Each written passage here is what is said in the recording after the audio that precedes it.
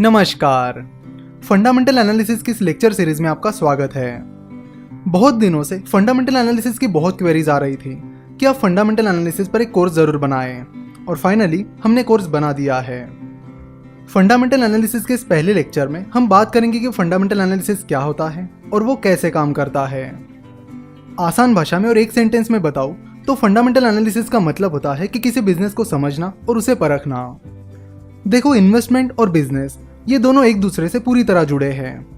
Investing करते वक्त आपको इन्वेस्टिंग पॉइंट ऑफ व्यू के साथ साथ बिजनेस पॉइंट ऑफ व्यू से भी सोचना होता है, और सिमिलरली बिजनेस करते वक्त आपको बिजनेस पॉइंट ऑफ व्यू के साथ साथ इन्वेस्टिंग पॉइंट ऑफ व्यू से भी सोचना होता है। एक दूसरे के बिना ये दोनों भी अधूरे हैं।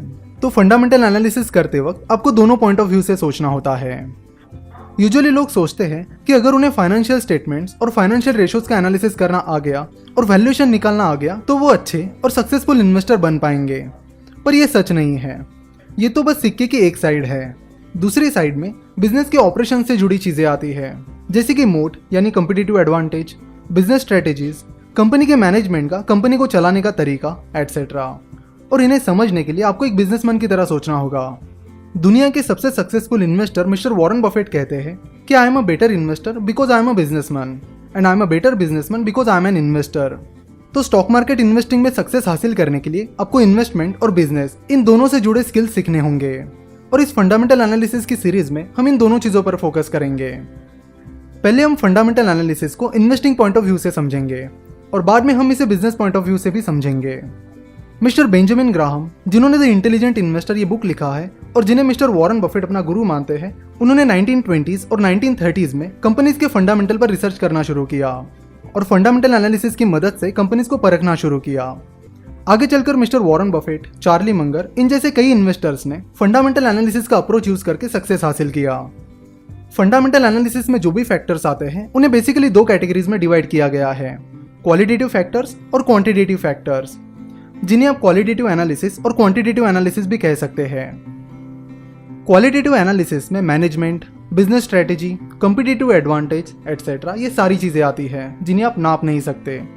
वही क्वांटिटेटिव एनालिसिस में फाइनेंशियल स्टेटमेंट्स का एनालिसिस, फाइनेंशियल रेशोज ये सारी चीजें आती है। जनरली हम देखते हैं कि लोग क्वांटिटेटिव एनालिसिस से अपना एनालिसिस शुरू करते हैं, और कुछ साल पहले तक लोगों का ज्यादातर फोकस फाइनेंशियल स्टेटमेंट्स और फाइनेंशियल रेशोज पर रहता था। अब 10-15 साल पहले की या उससे पहले की जितनी भी इन्वेस्टमेंट पर लिखी हुई किताबें पढ़ोगे तो आपको पता चलेगा कि उनमें सबसे ज्यादा इंपॉर्टेंस अगर किसी चीज पर दिया गया है तो वो कंपनी के फाइनेंशियल स्टेटमेंट्स के एनालिसिस पर दिया गया है। पर आपको बता दूं कि अब जमाना बदल गया है, बहुत बदल गया है। कुछ अच्छे बदलाव आए हैं तो कुछ बुरे बदलाव आए हैं।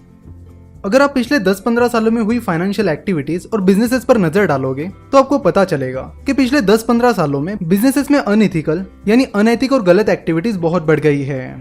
स्पेशली इंडिया में तो बहुत बढ़ गई है। इंडिया के लॉज और सेबी उतने स्ट्रिक्ट नहीं है, इसलिए अगर इंडिया में किसी कंपनी के प्रमोटर्स कोई अनइथिकल एक्टिविटी करते हैं या फ्रॉड करते हैं तो उन्हें कम सजा मिलती है, और आम इन्वेस्टर्स को वो स्टॉक गिरने से ज्यादा नुकसान हो जाता है। ये चीज हमने सत्यम कंप्यूटर में देखी है, गीतांजलि जेम्स जो कि नीरव मोदी के अंकल मेहुल चोकसी की कंपनी है उसमें देखी है, और अभी रिसेंटली लील इलेक्ट्रिकल्स और पीसी जूलर में देखी है, और इनके साथ ही न जाने कितनी कंपनीज में देखी है।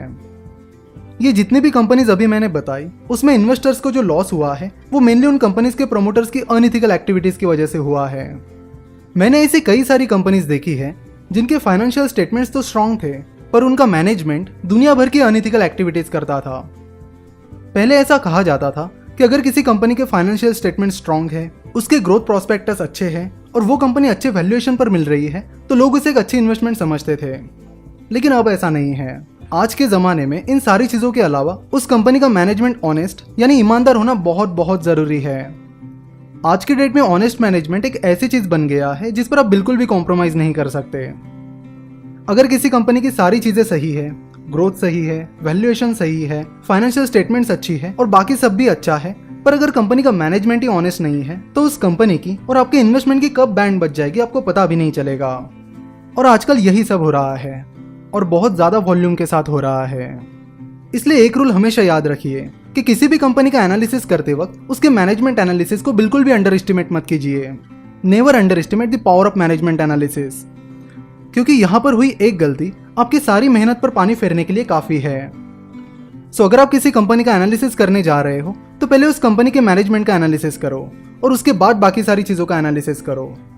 नहीं तो कई बार ये होता है कि आप पूरी कंपनी का एनालिसिस कर लेते हो और आखिर में मैनेजमेंट एनालिसिस करते वक्त आपको पता चलता है कि कंपनी का मैनेजमेंट ठीक नहीं है, जिससे आपकी पूरी मेहनत बेकार जाती है।